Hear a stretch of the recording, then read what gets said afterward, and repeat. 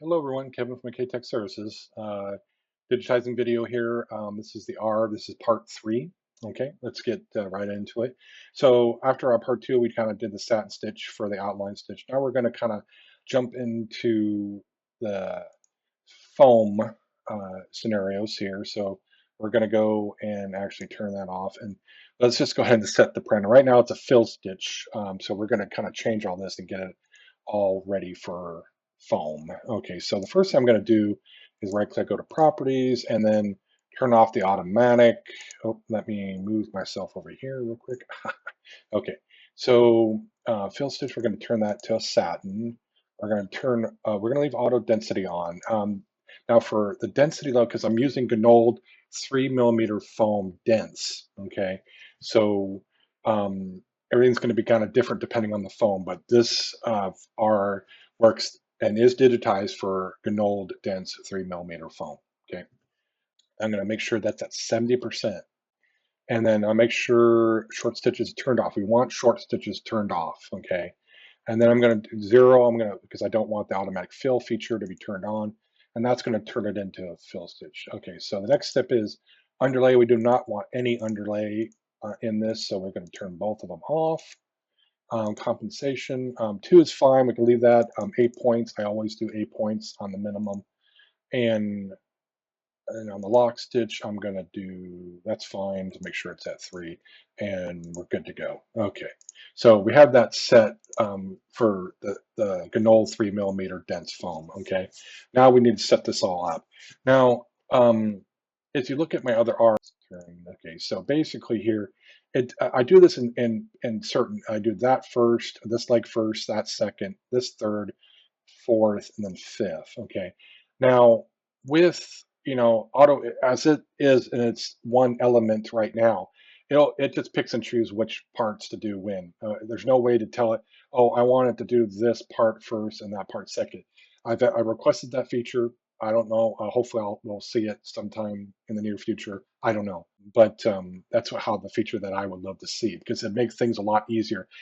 Sometimes it's easier to kind of tell what you wanted to do, but there's another way to do it. You have to break it down, but you can do it. So the first thing I'm going to do is I'm going to basically splice this and get it to how I want it to work. So I'm going to splice, and then I'm going to do a splice here and a splice here. Okay, and that's the tool right here. If it has balloon helps. If you're ever curious, just hover over it. I'm going to splice right here, and I'm going to kind of roughly splice like right here, and then let's see, I don't like that. Okay, escape. Okay, and then I want to fix that. I want to kind of more, that works a little bit better, like right there. I like that. Okay, and then I'm going to zoom last. And the last one that I have to do is right here. It's because how I want to sew this.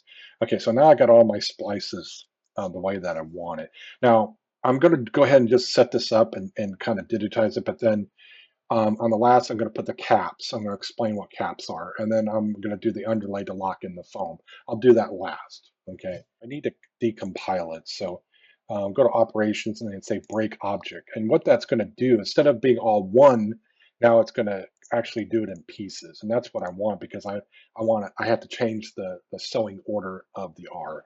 Okay. So obviously it normally will be out of order here. So yeah, so I need to just hold down, drag up, black line, drop it. Okay, does that first. I want that to do second. I'm going to drag that up and put that right underneath 6. And then this part here is going to, okay, that's what I want. And then that, and then that. Now I have the right sewing order of the R. So I'm going to go ahead and just make sure I save, save, make sure you save your work. Okay, so now we have the right flow. Okay, now we got a bunch of trims, but we're going to connect all that so we don't have those trims. So I'm just going to move that down there, and I'm going to move this over here because we're going to put the caps in there later. Okay, so we're going to do this, and then we're just going to make sure the direction flow is wrong. Okay, which it's not. It's more of, I like more, I mean, I just want to know that you could do this where some digitizers will do this, and it will close in the foam so you don't have to do a cap. We're going to do a cap. I like doing caps because I like longer stitches. It's just how you want it to look. Okay, but I'll explain that a little bit more as on the next one. But I'm going to want to stitch like straight up and right here. Okay, and then the next one is actually up here. So what I'm going to do is I'm going to do a W for walk, and that's going to turn that on. The crosshairs is where the last stitches of the first element, and then I'm just going to basically walk right up to here. And then on my mouse, on my scroll button is an enter. So I put an enter and that closed that element. Okay. And then on this one, okay, so we have some things that we have to switch here. Obviously, we need to move this first and then and then, so now it stitches here and goes up to there. This is a little better one to kind of explain a little bit. Right now, as we draw this one, it should just do, yeah. Now you could I could close that off a little bit more, get rid of this, and then close here, and then and it basically closes. Now that will kind of close everything up so that then you don't have to do a cap. But I don't know. Sometimes it's more the look. Okay, you could do it either way. You choose which way that you like to do it. Okay, but I kind of prefer doing it now. I'm just going to undo. Okay, so now it's back to the way I like it because I'm going to put caps here in a second. Okay, so for that, and then what I'm going to do is going to W, and then I'm going to walk over to here. I can actually just go right in the center. It doesn't matter. And then I'm going to turn that on. I'm going to grab that start and then that end. Now I am going to change the line direction because I can actually move this if I like, or actually put a new one in. I kind of like that. I'm going to leave that. Now what I'm going to do is we're gonna do this here. We're gonna move this over to here because from this piece to this piece, and we're gonna move this end down to here. Now, of course, the stitch the direction of the stitch is like this way. It's all wrong here. Now, normally you would have to go if you have vector and everything like that, you're going to have to draw in the lines just like that. Okay. Now, if in professional, you can just use the cheat tool and do the automatic uh, direction, and it'll do it for you. Okay. And voila, there you go. And I actually did a close. I'm okay with that. That works. Okay. We'll go ahead and save that.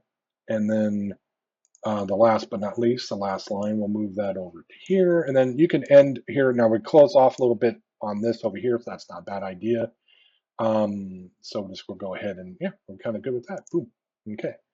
So we have that all done there. So we got good flow. So oops, I don't want that by accident. Okay, so save. And let's just go ahead and play that real quick here. We can kind of see. Um, oh, look at that! How beautiful that is. Yeah. Oh, okay. Well, okay. Okay. So the one thing I do, okay, yeah, one direction line is not right here. So what I like to do there is do this, and so that line direction was quite not right. Okay, that's how it should be. Let me just play that one again. So that's how I would want it, and then I'll start closing it. Boom. Okay. Perfect. Okay. All right. So you know what? I'm going to end it here. I'm almost at 10 minutes. Then we just continue on with the next part. Okay. Thanks for watching. Go ahead and just find the next part if you want to continue on. Thank you for watching and give me a thumbs up if you appreciate that, so I can do more of these educational digitizing videos for you. And thank you for watching. See you.